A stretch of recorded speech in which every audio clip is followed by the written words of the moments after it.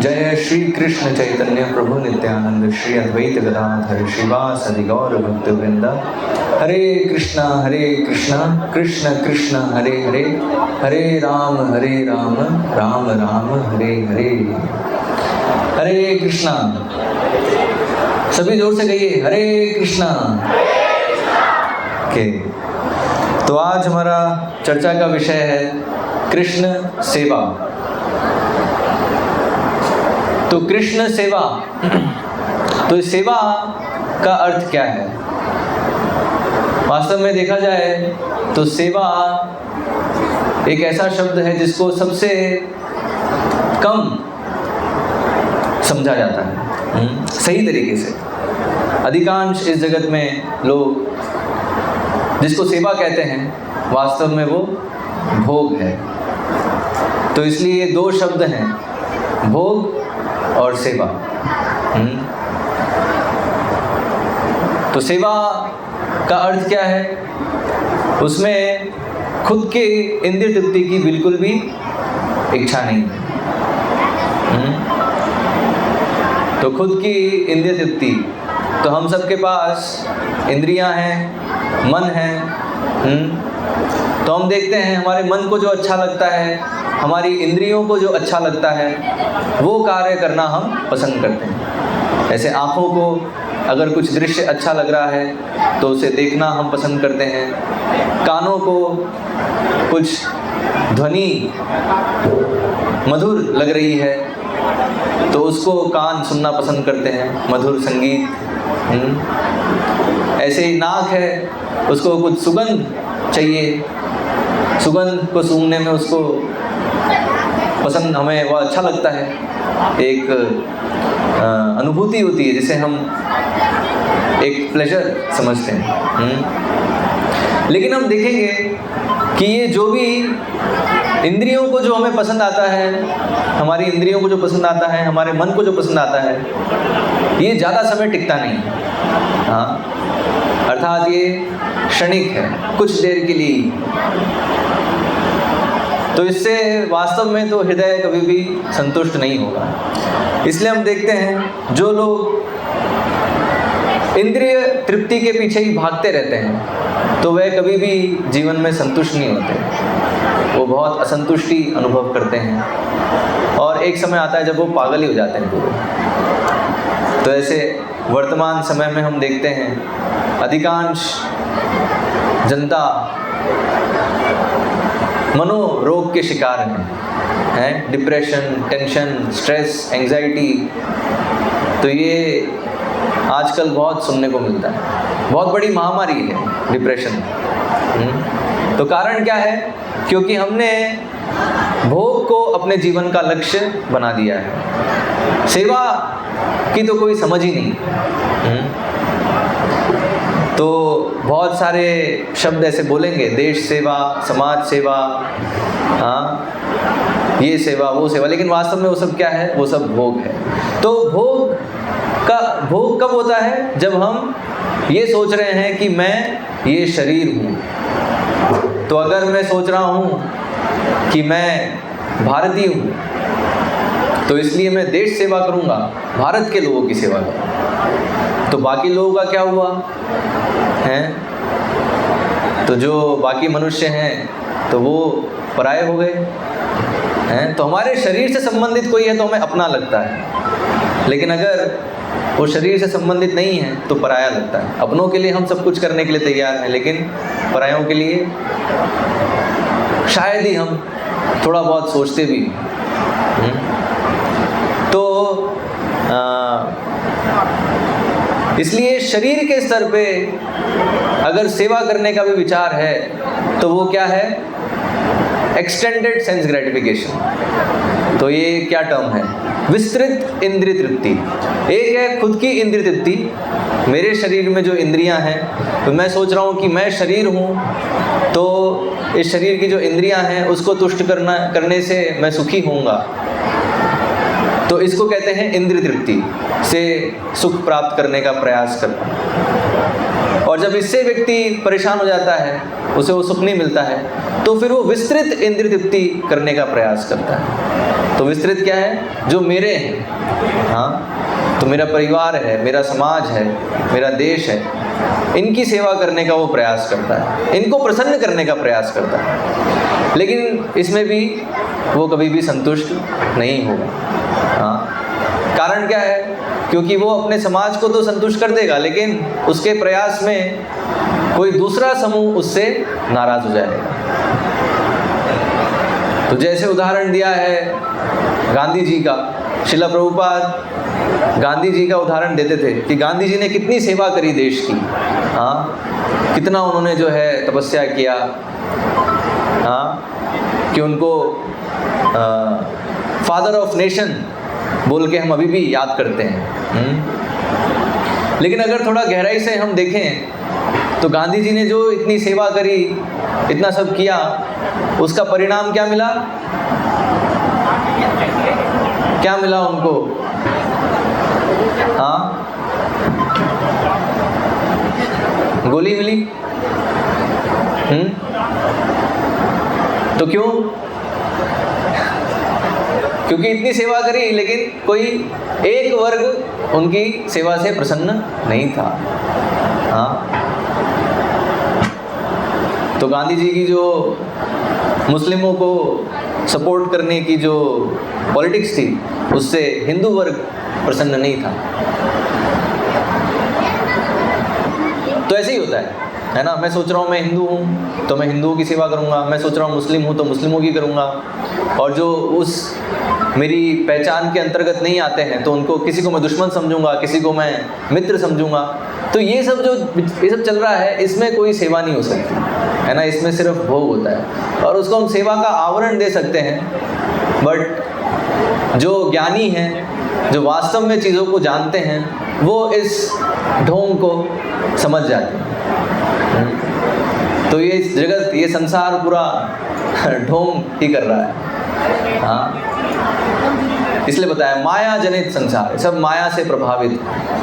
तो माया क्या है? कई लोग बोलते हैं माया मतलब जो है धन, धन को देखते बोलेंगे माया है, या स्त्री को देख के कोई बोलेगा स्त्री माया है। हाँ, लेकिन नहीं, ये सब बहुत ही गलत धारणा है। माया बाहर कहीं नहीं है, हमारे अंदर ही है। हमारा मन जो भ्रामक विचारों से प्रभावित है, हाँ, तो वो भगवान की माया शक्ति के कारण है। तो माया भगवान की दरअसल एक शक्ति है जिसका कार्य है वो सब जीव जो भगवान की सेवा नहीं करना चाहते, भगवान को प्रसन्न नहीं करना चाहते, ऐसे सब जीवों को मोहित करना, और मोहित करके उनको ये झांसा दिलाना कि अपनी इंद्रिय तृप्ति और विस्तृत इंद्रिय तृप्ति करके तुम सुखी हो सकते हो। और बस हम सब की वही कहानी है। हाँ, हम सब वही प्रयास कर रहे हैं, माया के प्रभाव में आके अलग अलग प्रलोभनों में फंसकर हम सुखी होने का प्रयास कर रहे हैं। तो इसलिए जब तक ये मैं और मेरा विचार रहेगा, अहम ममेति, शास्त्र ने बताया, हाँ, अहम, मैं ये शरीर हूँ और इस शरीर से संबंधित चीज़ें मेरी हैं। तो जब तक ये विचार रहेगा तब तक हम सेवा करने के योग्य ही नहीं हैं। हम इस विचारधारा में जो भी करेंगे वो सब भोग के अंतर्गत आए, और भोग का परिणाम है दुख, उससे कभी भी सुख प्राप्त होने नहीं वाला।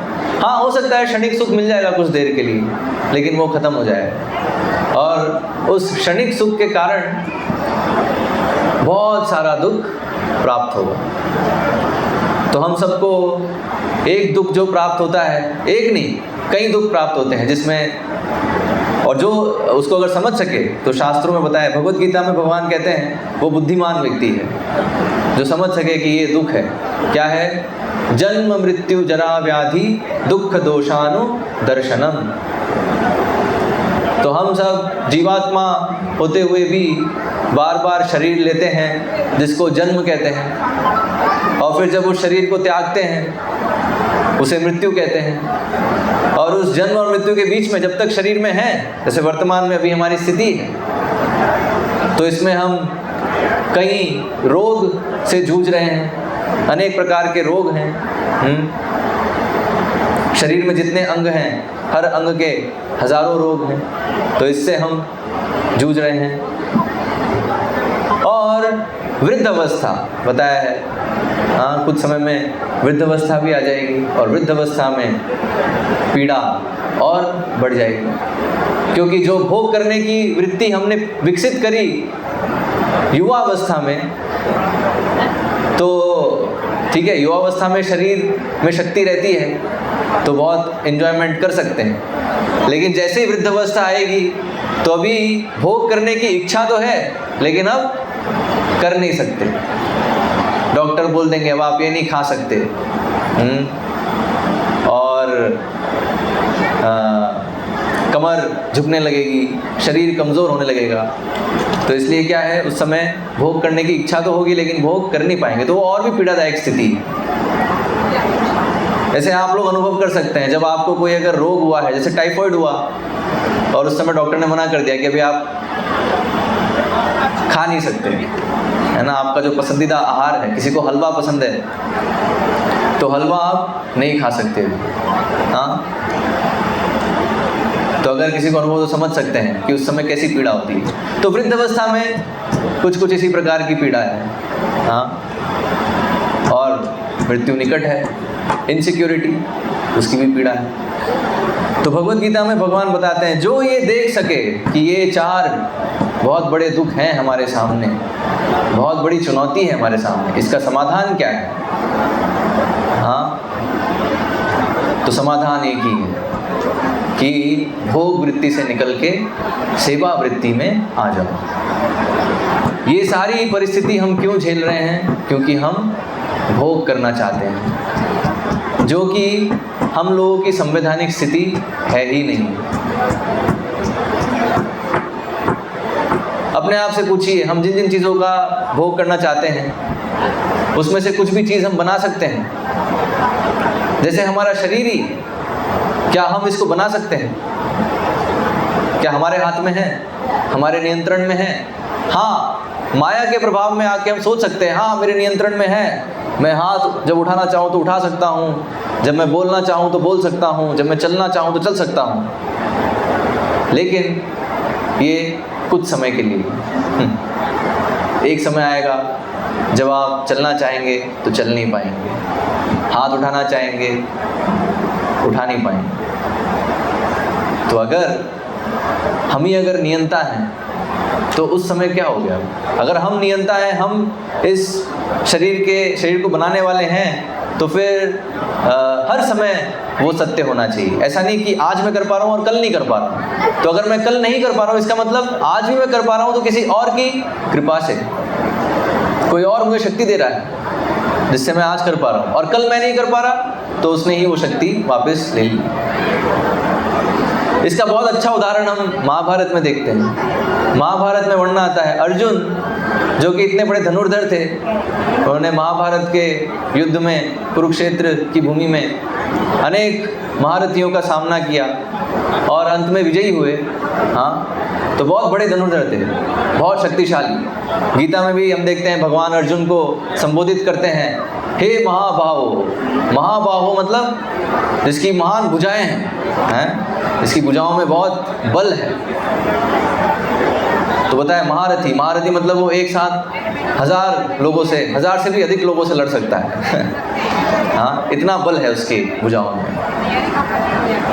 तो अर्जुन तो बहुत बड़े धनुर्धर थे, महारथी थे, बहुत बड़े योद्धा थे, शक्तिशाली थे। लेकिन क्या होता है, अंत में जब भगवान कृष्ण अंतर्धान हो जाते हैं, अपनी लीलाएं अप्रकट कर देते हैं इस जगत से, और उसके बाद अर्जुन जब जा रहे होते हैं भगवान की सभी रानियों को लेकर, तो रास्ते में एक जो आदिवासियों का समूह होता है, मतलब बहुत ही लो क्लास लोग होते हैं, उनसे अर्जुन हार जाते हैं। हाँ, और अर्जुन फिर जब आते हैं युधिष्ठिर महाराज के सामने, तो वो प्रकट करते हैं ये चीज़ कि हाँ, कि जिस गांडीव से पहले मैं देवताओं की भी रक्षा करता था, अभी उस गांडीव में कोई दम नहीं बचा। क्यों नहीं बचा दम? क्योंकि वास्तव में जो दम था वो कृष्ण के कारण था। तो अभी क्योंकि कृष्ण भी अंतर्धान हो गए हैं, तो उन्होंने वो जो शक्ति मुझे प्रदान करी थी, वो शक्ति भी उन्होंने मुझसे वापस ले ली। तो ये होता है ना। तो हमारे पास जो भी शक्ति है, बुद्धि है, क्षमता है, वो हमारी नहीं है, वो भगवान की देन है। और जब तक है वो हमारे पास, तो हमारा प्रयास होना चाहिए उसको हम भगवान की प्रसन्नता के लिए उपयोग करें, तो सेवा होगी। हाँ, और वो आत्मा का कार्य है, वो आत्मा के स्तर पे होने वाला कार्य है, वो शरीर का कार्य नहीं है। अब ये थोड़ा सा अच्छे से समझने वाली चीज़ है कि आत्मा का कार्य भी अभी हमें इस शरीर से करना है। हाँ, तो ये भगवान की एक कृपा है कि भगवान, वास्तव में देखा जाए तो इस शरीर से हम भगवान की सेवा नहीं कर सकते, क्योंकि भगवान पूर्ण रूप से सच्चिद आनंद विग्रह है। उनका शरीर भौतिक नहीं है, आध्यात्मिक है पूरा। तो इस भौतिक शरीर से हम उनको तो अप्रोच भी नहीं कर सकते, साथ भी नहीं पास में भी नहीं जा सकते क्योंकि पता है भगवान कौन है? परम पवित्रम, सबसे पवित्र, सबसे शुद्ध। और हम लोग कौन हैं? सबसे अशुद्ध और सबसे अपवित्र। हम देख सकते हैं हमारे मन में कितनी सारी गंदगी भरी पड़ी है, क्रोध, काम, लोभ, ये सब हमारे मन में हमेशा चलता रहता है। लेकिन भगवान कौन है? भगवान पूर्ण रूप से शुद्ध है, उनमें बिल्कुल भी मलिनता नहीं। तो इसलिए बताया, इस शरीर से, इस मन से तो भगवान तक पहुंचना भी असंभव है। लेकिन इस असंभव को भगवान संभव करते हैं एक विशेष विधि से, जिसका नाम है भक्ति योग। तो भक्ति योग की विधि है जिससे भगवान सुलभ हो जाते हैं। भगवान वास्तव में है दुर्लभ लेकिन इस भक्ति योग के माध्यम से वो सुलभ हो जाते हैं। तो भक्ति योग क्या है? भक्ति योग की यही परिभाषा है, ऋषिकेशेन ऋषिकेशस्य सेवनम भक्तिर उच्यते। तो हमारी सारी इंद्रियों को भगवान की प्रसन्नता के लिए उपयोग करना। तो हमारी इंद्रियां किसकी देन है? हमें आँख, नाक, कान, त्वचा, ये सब किसने दिया है? ये सब भगवान ने दिया है। और गीता में भगवान बताते हैं कि मैंने दिया है। तो भगवान कृष्ण ने हमें ये सब दिया है। तो इसलिए इस सब का उपयोग हमें भगवान की प्रसन्नता के लिए उपयोग करना चाहिए, तो सेवा होगी। उसे सेवा कहते हैं। अर्थात हम अपने शरीर से, मन से वो कार्य करें जिससे भगवान प्रसन्न हो, तो वो आत्मा के स्तर पे वो कार्य होता है और उससे भगवान प्रसन्न होते हैं। वो कृष्ण सेवा है। और इसके लिए हमें समझना पड़ेगा कि एकेल ईश्वर कृष्ण आर सब भृत्या, एकमात्र कृष्ण ही स्वामी है, बाकी सब सेवक हैं। इस जगत में कोई फर्क नहीं पड़ता कोई कितना बड़ा क्यों ना हो। हाँ, सब कृष्ण के सामने तुच्छ हैं। अगर ब्रह्मा भी हो, ब्रह्मा कौन है? ब्रह्मा एक ब्रह्मांड के सबसे प्रमुख व्यक्ति हैं। हाँ, सबसे फर्स्ट। जैसे हम देखते हैं ना, एक कोई भी देश है तो उसमें फर्स्ट पर्सन होता है, पहला व्यक्ति, प्रेसिडेंट को कहते हैं यूजुअली, है ना। तो ऐसे ही पूरे यूनिवर्स में, पूरे ब्रह्मांड में फर्स्ट पर्सन कौन है? ब्रह्मा जी। तो ब्रह्मा भी बहुत तुच्छ हैं भगवान कृष्ण के समक्ष। तो ये हमें समझना होगा। इसलिए इस जगत में फिर तो जो पद है उसकी तो कोई वैल्यू नहीं है भगवान के सामने। इसलिए बताया, भगवान के मंदिर में जब भी आते हैं तो चाहे कोई कितना ही बड़ा क्यों ना हो, वो सेवक समझते हुए और सेवा भाव में वो आए, भगवान को कुछ ना कुछ अर्पण करें। जो भगवान ने उसको इतना कुछ दिया है, कुछ वो भगवान की प्रसन्नता के लिए अर्पण करे। तो ये जो हरे कृष्ण आंदोलन है, कृष्ण भावनामृत संघ है, इसका उद्देश्य यही है, सभी को भगवान कृष्ण की सेवा में नियोजित करना। कैसे भगवान कृष्ण की सेवा होती है ये सिखाना। तो सबसे पहले जो सेवा है, सारी इंद्रियों में सबसे जो प्रबल है, तो हमारे पास जो 5 इंद्रियां हैं, आँख, नाक, कान, जिह्वा, त्वचा, हाँ, तो ये सारी जो इंद्रियां हैं, इसमें सबसे प्रबल क्या है? सबसे प्रबल है जिह्वा।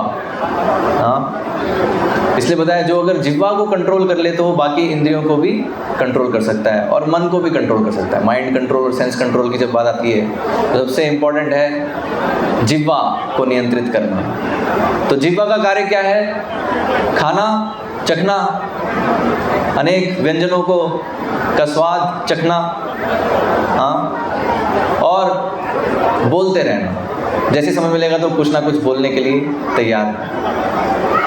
तो ये जो 2 कार्य हैं ये भगवान की प्रसन्नता के लिए उपयोग कर लो। तो कैसे भगवान प्रसन्न होंगे? अगर आप भगवान के बारे में कहो,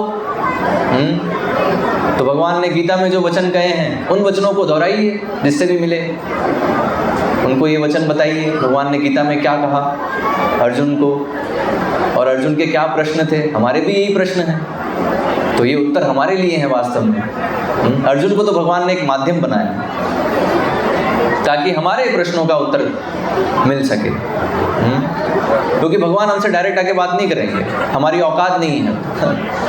जैसे कई लोग ये करते हैं, ये प्रश्न करते हैं कि अगर भगवान अगर अभी मेरे सामने आएंगे तो मैं विश्वास कर लूँगा कि भगवान है, लेकिन वो ये खुद से प्रश्न नहीं कर पाता कि तुम्हारी योग्यता क्या है कि भगवान तुम्हारे सामने आए। ये बिल्कुल ऐसा कहना है कि अगर प्रधानमंत्री मोदी अगर मेरे सामने आए तो मैं विश्वास करूंगा कि मोदी एग्जिस्ट करता है। तो उसमें प्रश्न आएगा आपकी क्या योग्यता है कि जो देश का प्रधानमंत्री है, जो इतने बड़े पद पे है, वो आप जैसे तुच्छ व्यक्ति के समक्ष आए? तो क्या आप बड़े हो या वो बड़ा है? कौन बड़ा है? तो जो छोटा है वो बड़े के पास जाता है, बड़ा छोटे के पास आता है। हाँ, सीधा सा जो है नियम है। तो भगवान महान है, हम सब तुच्छ हैं, तो हमारा कर्तव्य भगवान के पास जाना। और भगवान ने विधि बताई है कैसे आ सकते हैं मेरे पास। तो कैसे आ सकते हैं? सबसे पहले अपनी जिह्वा को भगवान की सेवा में लगाओ। तो जिह्वा, तो भगवान के बारे में, तो अब भगवान के बारे में अगर कहना है तो पहले आपको सुनना पड़ेगा। तो इसलिए बताया कान भी साथ साथ सेवा में लगाने पड़ेंगे। जैसे अभी आप लोग लगा रहे हो हैं, तो जो भी आप लोग ध्यान से सुन रहे हो तो भी आप कान भगवान की सेवा में लगा रहे हो, क्योंकि आप भगवान के वचन सुन रहे हो।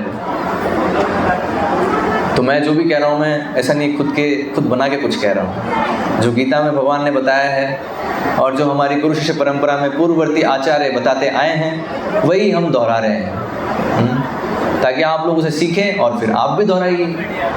तो बहुत ही सरल है, हाँ, बहुत ही सरल संदेश है गीता का कि आप ये शरीर नहीं हो, आप आत्मा हो, ठीक है। और आत्मा भगवान का अंश है। जैसे भगवान का दिव्य रूप है वैसे आत्मा का भी दिव्य रूप है, और भगवान के साथ एक शाश्वत संबंध है जिसको दिखाने के लिए भगवान इस जगत में समय समय पर प्रकट होते हैं और अपनी लीलाएं वो दिखाते हैं। जैसे वृंदावन में भगवान गोप बालकों के साथ खेल रहे हैं, तो भगवान दिखा रहे हैं हमें कि आप मेरे मित्र बन सकते हो, मेरे साथ खेल सकते हो। भगवान गोपियों के साथ नृत्य कर रहे हैं, तो भगवान दिखा रहे हैं आप मेरे प्रेमिका भी बन सकते हैं और मेरे साथ नृत्य कर सकते हैं। भगवान गाय चरा रहे हैं, भगवान बता रहे हैं आप ये भी भूमिका ले सकते हो। तो जो जिस तरह से आप भगवान को चाहें वैसे भगवान आपके साथ आदान प्रदान कर सकते हैं, आपके साथ संबंध रख सकते हैं। वास्तव में जितने जो हमारे संबंध है वो भगवान कृष्ण के साथ है। यहाँ इस जगत में जो शरीर के माध्यम से संबंध होते हैं वो सब उस शाश्वत संबंध के बस एक प्रतिबिंब, विकृत प्रतिबिंब मात्र है। जो वास्तविकता है वो तो आध्यात्मिक जगत में है, वैकुंठ लोक में, भगवत धाम में, जो कि आत्मा का वास्तविक स्थान है। तो आध्यात्मिक जगत अगर जाना है तो उसके लिए हमें आत्म साक्षात्कार करना होगा। ये साक्षात्कार करना होगा कि हम शरीर नहीं, हम आत्मा हैं। उसके लिए भक्ति योग की विधि है। भक्ति योग की विधि में हमें अपनी सारी इंद्रियों को भगवान की प्रसन्नता के लिए उपयोग करना है, और सारी इंद्रियों में सबसे प्रमुख है जिह्वा और कान है। तो इसलिए कान से भगवान के विषय में सुनना है और जिह्वा से भगवान के विषय में कहना है, और भगवान का नाम जप करना है। तो ये बहुत सरल विधि है। हाँ, 16 शब्दों का ये हरे कृष्ण महामंत्र है। हाँ, सभी जोर से कह सकते हैं, हरे कृष्णा कृष्ण कृष्ण हरे हरे, हरे राम राम राम हरे हरे।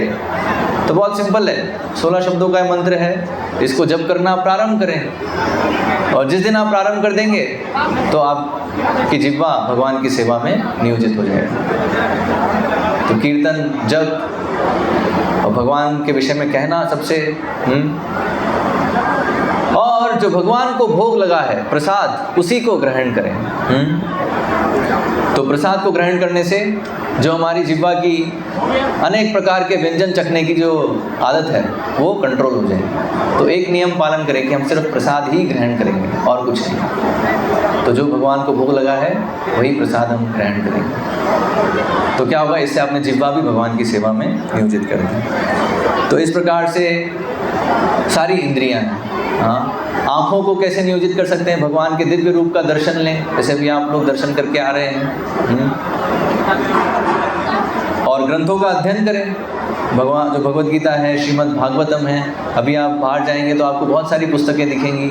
तो उन पुस्तकों का अध्ययन करना, तो उससे आँख को आप भगवान की सेवा में लगा रहे हैं। तो इस प्रकार से सभी इंद्रियों को भगवान की सेवा में नियोजित कर सकते हैं। लेकिन ये शुरुआत है जिह्वा से और कान से, श्रवण और कीर्तन, इससे शुरुआत है। और ये श्रवण कीर्तन कैसे? भक्तों के संग में। हाँ, तो इससे क्या होगा, इससे धीरे धीरे हमारी चेतना शुद्ध होगी और हमें समझ में आएगा ये जो आध्यात्मिक ज्ञान है, आध्यात्मिक मार्ग है, इसके प्रति हमारी रुचि और बढ़ेगी। हाँ, अभी हमारी रुचि अधिकतर भौतिक विषयों में है। हाँ, खासकर आजकल लोगों की रुचि बहुत मोबाइल फ़ोन में है। थोड़ा भी समय मिलेगा तो फ़ोन देखना और व्हाट्सएप, फेसबुक, यूट्यूब, इसमें बहुत मज़ा आता है, इसमें बहुत ज़्यादा रुचि हो रही है। तो ये सब जैसे ही आप अपनी इंद्रियां भगवान की सेवा में लगाना प्रारंभ करेंगे तो उसमें उच्च रस प्राप्त होगा। तो ये जो तुच्छ चीज़ें हैं, इससे आप ऊपर उठ जाएंगे।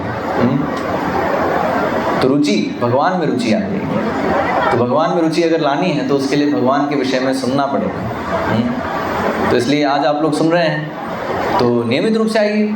ये मंदिर यहाँ पर निर्मित किया गया है इसलिए ताकि आप सबको हर दिन सुविधा मिले भगवान के विषय में सुनने की और कीर्तन करने की और प्रसाद ग्रहण करने की, भक्तों का संग लेने की। ये आपकी आदत बन जाए, है ना। तो बताया है तो आप फिर सेवा वृत्ति में आ रहे हैं। और ऐसा नहीं है कि एक दिन में आ जाएंगे, है, निरंतर ये प्रयास करते रहना होगा, साधना भक्ति में हमें लगना होगा। तो धीरे धीरे हम भोग वृत्ति से निकलकर सेवा वृत्ति में आ जाएंगे। हाँ, तो अभी हम जैसे सोचते हैं कि मैं कैसे ऐसा कुछ कर लूँ जिससे मुझे मज़ा आ जाए, है? तो ये भोग वृत्ति, इससे हमें आना है दूसरे छोर पे। तो ये एक छोर है कि मैं कुछ ऐसा करूं, कुछ ऐसा सोचूं जिससे मुझे मज़ा आ जाए, ठीक है।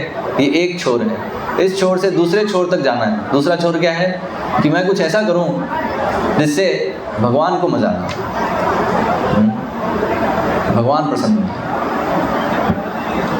तो इसलिए बताया भगवान स्वामी, तो सेवक जो वास्तविक सेवक है वो ऐसे ही सोचता है कि सेवक स्वामी को कैसे मैं प्रसन्न करूं। और जो वास्तविक स्वामी है वो भी सेवक के बारे में सोचता है कि ये सेवक को कैसे मैं सुविधा दूं कि अपनी सेवा अच्छे से कर सके। जैसे हम रामायण में वर्णन देखते हैं, रामायण में हनुमान जी का श्रेष्ठ उदाहरण है किस प्रकार से उन्होंने भगवान राम की सेवा करी। तो पूरा सुंदर कांड का महत्व ही यही है कि कैसे भगवान की सेवा होती है, कैसे एक सेवक, एक भक्त अपना सब कुछ, अपना शरीर, मन, बुद्धि, अपनी सारी शक्ति, क्योंकि वो समझता है इसे भगवान की देन है, तो उसको वो भगवान की प्रसन्नता के लिए, भगवान के मिशन के लिए वो उपयोग करता है। अब ये चीज़ है, भगवान क्या चाहते हैं, भगवान किससे प्रसन्न होंगे, ये आपको सिर्फ और सिर्फ वैष्णवों के संग से ही समझ में आ सकता है। हाँ, तो इसलिए वैष्णवों का संग भी बहुत महत्वपूर्ण है। और विशेषकर बताया एक प्रामाणिक गुरु का मार्गदर्शन होना अत्यंत आवश्यक है। तो एक गुरु जो कि भगवान कृष्ण के प्रतिनिधि हैं, तो वो हमें बता सकते हैं कि हम ऐसा क्या करें जिससे भगवान प्रसन्न हो। एक जनरल इंस्ट्रक्शन सबके लिए है साधना भक्ति का, भगवान का नाम जप करना, भगवान के विषय में सुनना, भक्तों के संग में अनेक सेवाओं में भाग लेना, ये सबके लिए है। लेकिन धीरे धीरे जैसे जैसे सेवा में प्रगति होती जाएगी तो और विशेष उपदेश मिलते जाएंगे। जैसे अर्जुन को मिला, तो अर्जुन को विशेष उपदेश क्या था कि अर्जुन तुम्हें युद्ध करना है। अर्जुन युद्ध करना नहीं चाह रहे थे, क्यों?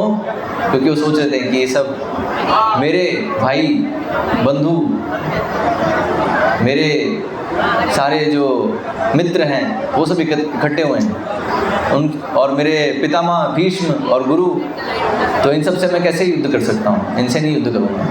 हाँ, तो अर्जुन वास्तव में क्या थे? भोग वृत्ति में आ गए थे। उन्होंने देखा था कि मुझे कुछ नहीं मिल रहा है इसमें, ये युद्ध करने से मुझे क्या मिल रहा है, मैं तो खो ही रहा हूँ।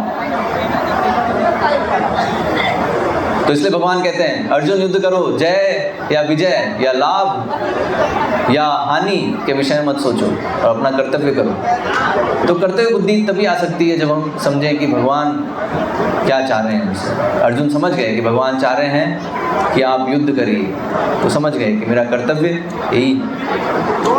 तो इसलिए क्योंकि अर्जुन भगवान के पार्षद हैं, तो इसलिए भगवान ही उनको डायरेक्ट उपदेश दे रहे हैं। लेकिन हम लोग के केस में ऐसा नहीं होगा। तो हम लोग के केस में भगवान अपने प्रतिनिधि को भेजते हैं, गुरु को, वैष्णवों को, जो हमें बताते हैं कि हमें क्या करना है जिससे भगवान हमसे प्रसन्न होंगे।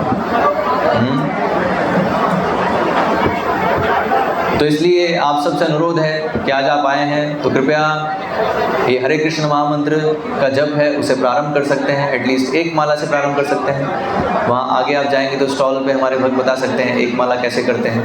तो एटलीस्ट आप माला लेते हुए जाइए और हरे कृष्ण महामंत्र का जप करना प्रारंभ करिए। और भगवद गीता यथारूप जिनके पास नहीं है तो वो भगवद गीता यथारूप ले सकते हैं।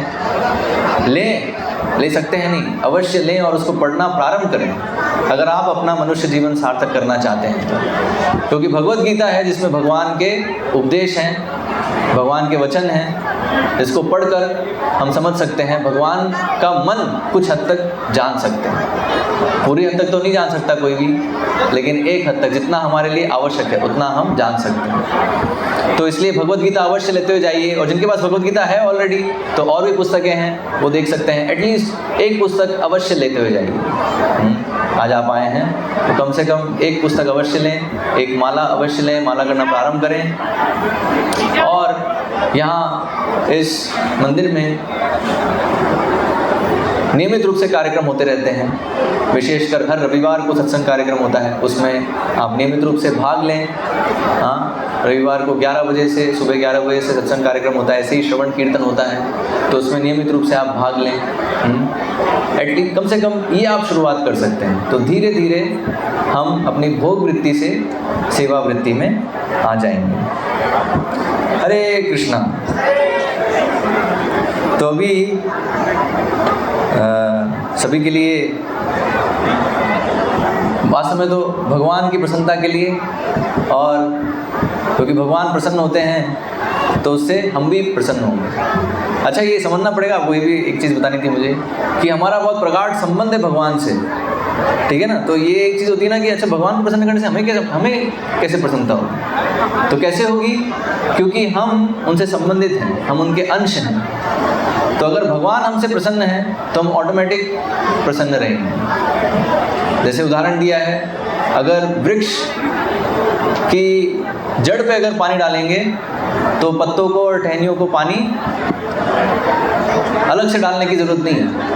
हाँ, जड़ पे पानी डालने से ही सबको पोषण प्राप्त हो जाए। तो ऐसे ही भगवान कृष्ण वो मूल हैं, स्रोत हैं हर चीज़ के, हर व्यक्ति के।